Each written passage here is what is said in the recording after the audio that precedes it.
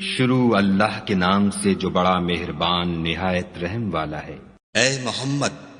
صلی اللہ علیہ وآلہ وسلم، مجاہد لوگ تم سے غنیمت کے مال کے بارے میں دریافت کرتے ہیں کہ کیا حکم ہے؟ کہہ دو کہ غنیمت خدا اور اس کے رسول کا مال ہے، تو خدا سے ڈرو اور آپس میں صلح رکھو، اور اگر ایمان رکھتے ہو تو خدا اور اس کے رسول کے حکم پر چلو۔ مومن تو وہ ہیں کہ جب خدا کا ذکر کیا جاتا ہے تو ان کے دل ڈر جاتے ہیں، اور جب انہیں اس کی آیتیں پڑھ کر سنائی جاتی ہیں تو ان کا ایمان اور بڑھ جاتا ہے، اور وہ اپنے پروردگار پر بھروسہ رکھتے ہیں، اور وہ جو نماز پڑھتے ہیں اور جو مال ہم نے ان کو دیا ہے اس میں سے نیک کاموں میں خرچ کرتے ہیں، یہی سچے مومن ہیں، اور ان کے لیے پروردگار کے ہاں بڑے بڑے درجے اور بخشش اور عزت کی روزی ہے۔ ان لوگوں کو اپنے گھروں سے اس طرح نکلنا چاہیے تھا جس طرح تمہارے پروردگار نے تم کو تدبیر کے ساتھ اپنے گھر سے نکالا،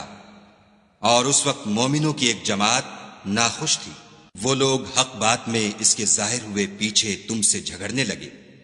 گویا موت کی طرف دھکیلے جاتے ہیں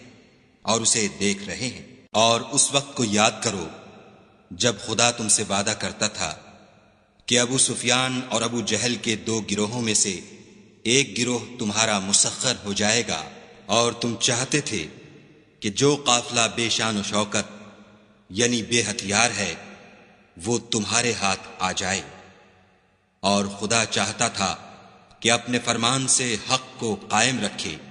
اور کافروں کی جڑ کاٹ کر پھینک دے، تاکہ سچ کو سچ اور جھوٹ کو جھوٹ کر دے۔ گو مشرک ناخوش ہی ہوں۔ جب تم اپنے پروردگار سے فریاد کرتے تھے تو اس نے تمہاری دعا قبول کر لی اور فرمایا کہ تسلی رکھو، ہم 1000 فرشتوں سے جو ایک دوسرے کے پیچھے آتے جائیں گے تمہاری مدد کریں گے۔ اور اس مدد کو خدا نے محض بشارت بنایا تھا کہ تمہارے دل اس سے اطمینان حاصل کریں، اور مدد تو اللہ ہی کی طرف سے ہے، بے شک خدا غالب حکمت والا ہے۔ جب اس نے تمہاری تسکین کے لیے اپنی طرف سے تمہیں نیند کی چادر اڑا دی اور تم پر آسمان سے پانی برسا دیا تاکہ تم کو اس سے نہلا کر پاک کر دے، اور شیطانی نجاست کو تم سے دور کر دے، اور اس لیے بھی کہ تمہارے دلوں کو مضبوط کر دے اور اس سے تمہارے پاؤں جمائے رکھے۔ جب تمہارا پروردگار فرشتوں کو ارشاد فرماتا تھا کہ میں تمہارے ساتھ ہوں، تم مومنوں کو تسلی دو کہ ثابت قدم رہیں، میں ابھی ابھی کافروں کے دلوں میں رعب و ہیبت ڈالے دیتا ہوں، تو ان کے سر مار کر اڑا دو اور ان کا پور پور مار کر توڑ دو۔ یہ سزا اس لیے دی گئی کہ انہوں نے خدا اور اس کے رسول کی مخالفت کی، اور جو شخص خدا اور اس کے رسول کی مخالفت کرتا ہے تو خدا بھی سخت عذاب دینے والا ہے۔ یہ مزہ تو یہاں چکھو اور یہ جانے رہو کہ کافروں کے لیے آخرت میں دوزخ کا عذاب بھی تیار ہے۔ اے اہل ایمان، جب میدان جنگ میں کفار سے تمہارا مقابلہ ہو تو ان سے پیٹھ نہ پھیرنا، اور جو شخص جنگ کے روز اس صورت کے سوا کہ لڑائی کے لیے کنارے کنارے چلے، یعنی حکمت عملی سے دشمن کو مارے یا اپنی فوج میں جا ملنا چاہے، ان سے پیٹھ پھیرے گا تو سمجھو کہ وہ خدا کے غضب میں گرفتار ہو گیا، اور اس کا ٹھکانہ دوزخ ہے، اور وہ بہت ہی بری جگہ ہے۔ تم لوگوں نے ان کفار کو قتل نہیں کیا بلکہ خدا نے انہیں قتل کیا، اور اے محمد صلی اللہ علیہ وآلہ وسلم،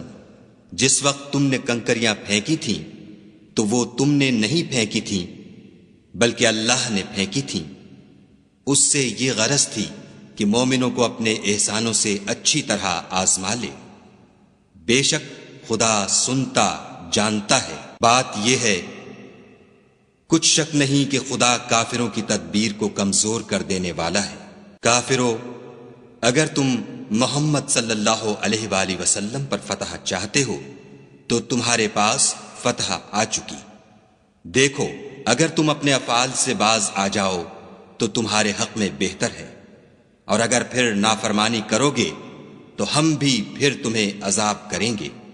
اور تمہاری جماعت خواہ کتنی ہی کثیر ہو تمہارے کچھ بھی کام نہ آئے گی، اور خدا تو مومنوں کے ساتھ ہے۔ اے ایمان والو، خدا اور اس کے رسول کے حکم پر چلو اور اس سے روگردانی نہ کرو، اور تم سنتے ہو، اور ان لوگوں جیسے نہ ہونا جو کہتے ہیں کہ ہم نے حکم خدا سن لیا مگر حقیقت میں نہیں سنتے۔ کچھ شک نہیں کہ خدا کے نزدیک تمام جانداروں سے بدتر بہرے گونگے ہیں جو کچھ نہیں سمجھتے، اور اگر خدا ان میں نیکی کا مادہ دیکھتا تو ان کو سننے کی توفیق بخشتا، اور اگر بغیر صلاحیت ہدایت کے سماعت دیتا تو وہ منہ پھیر کر بھاگ جاتے۔ مومنو، خدا اور اس کے رسول کا حکم قبول کرو، جبکہ رسول خدا تمہیں ایسے کام کے لیے بلاتے ہیں جو تم کو زندگی جاوداں بخشتا ہے،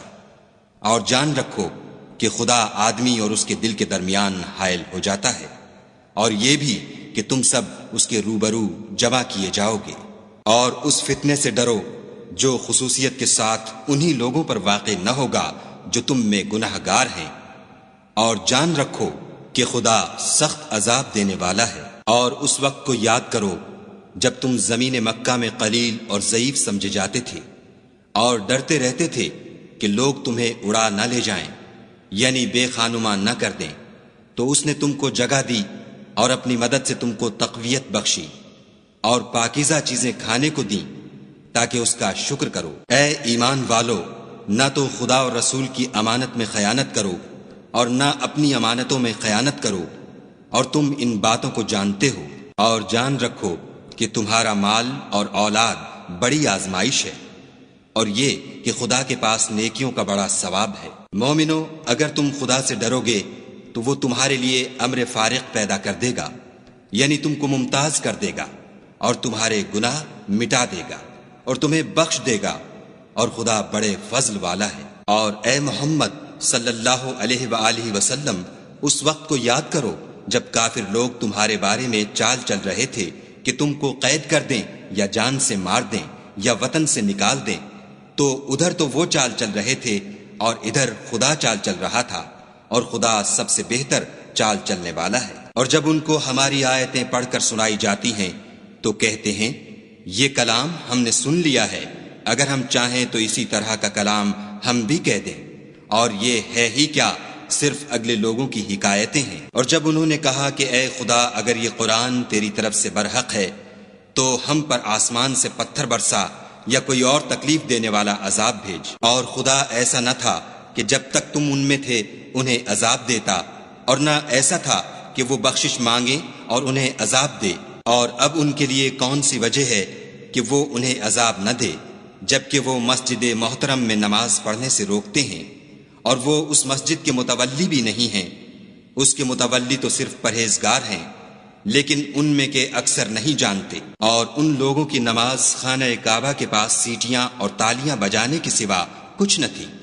تو تم جو کفر کرتے تھے اب اس کے بدلے عذاب کا مزہ چکھو۔ جو لوگ کافر ہیں اپنا مال خرچ کرتے ہیں کہ لوگوں کو خدا کے رستے سے روکیں، سو ابھی اور خرچ کریں گے، مگر آخر وہ خرچ کرنا ان کے لیے موجب افسوس ہوگا، اور وہ مغلوب ہو جائیں گے، اور کافر لوگ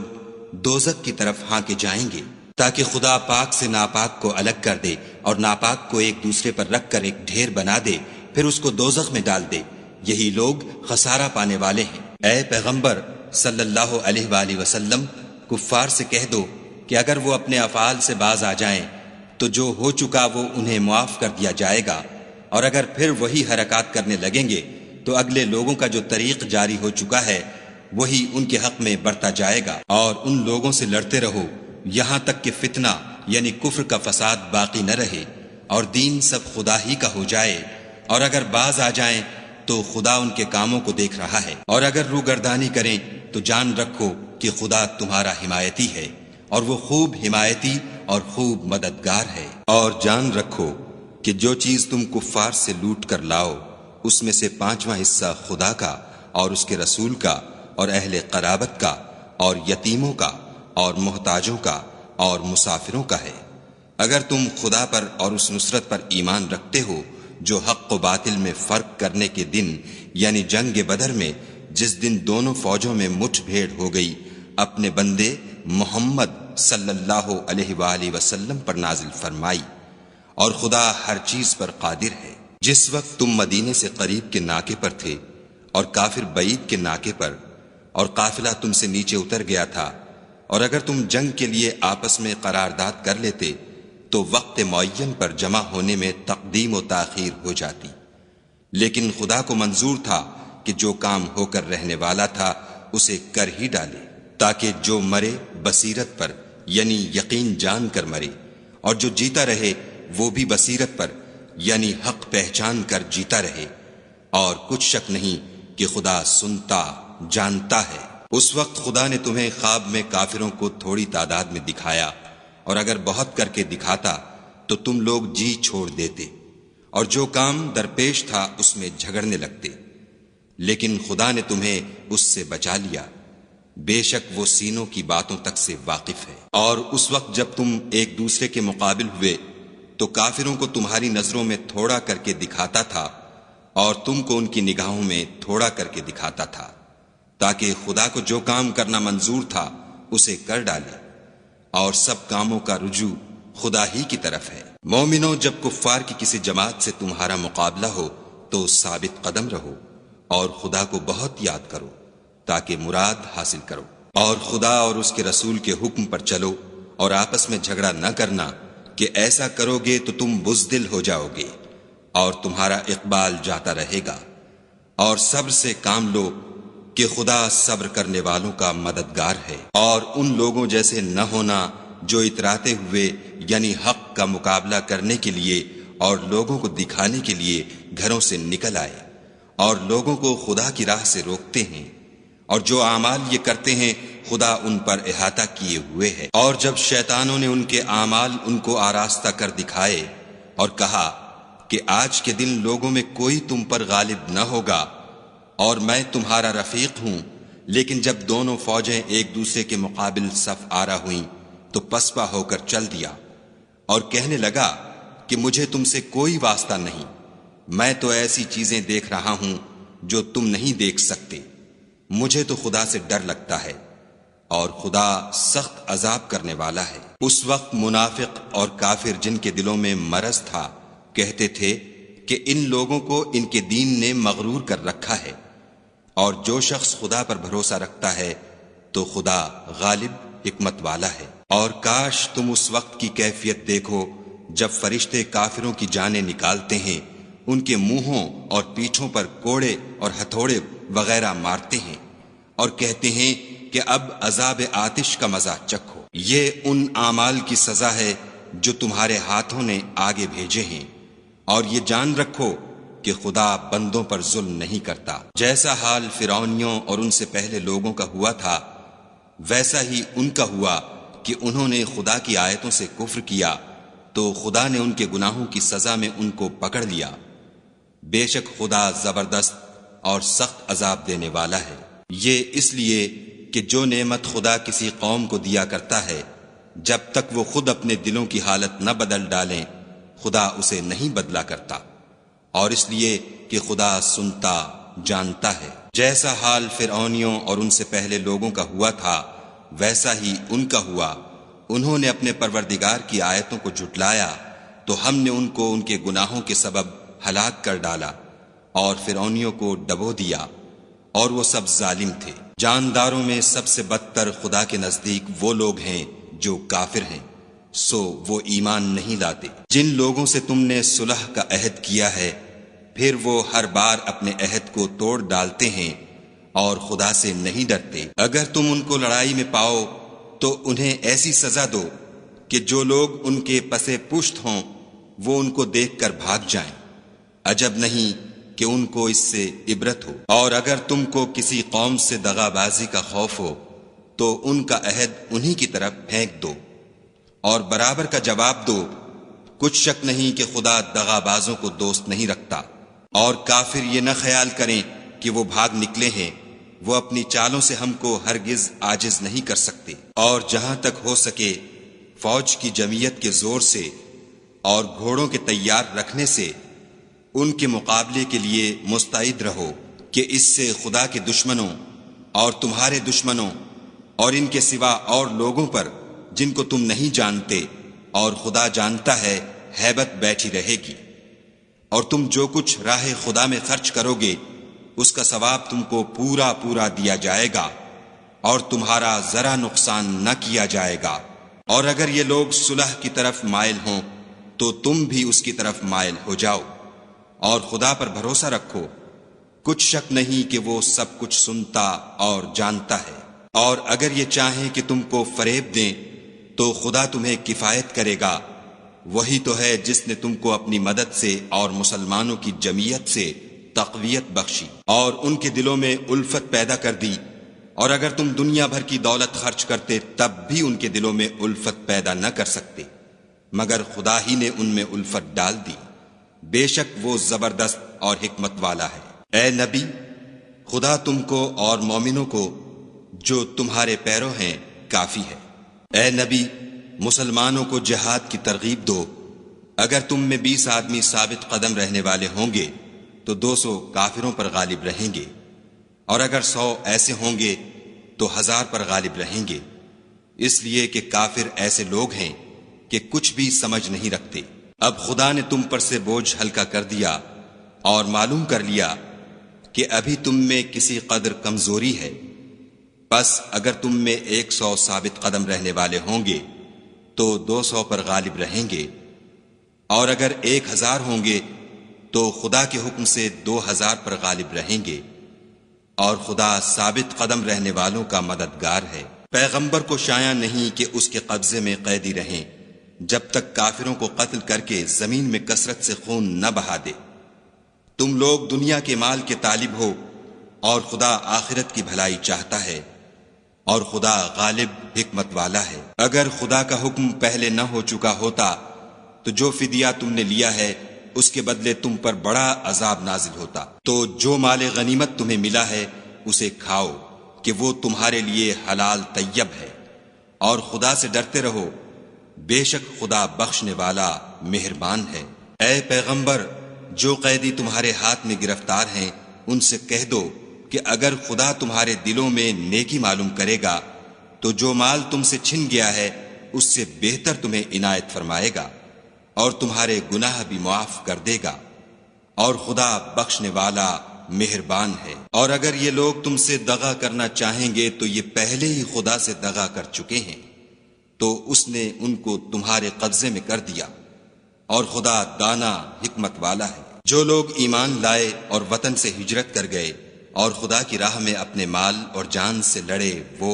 اور جنہوں نے ہجرت کرنے والوں کو جگہ دی اور ان کی مدد کی وہ، آپس میں ایک دوسرے کے رفیق ہیں۔ اور جو لوگ ایمان تو لے آئے لیکن ہجرت نہیں کی تو جب تک وہ ہجرت نہ کریں تم کو ان کی رفاقت سے کچھ سروکار نہیں،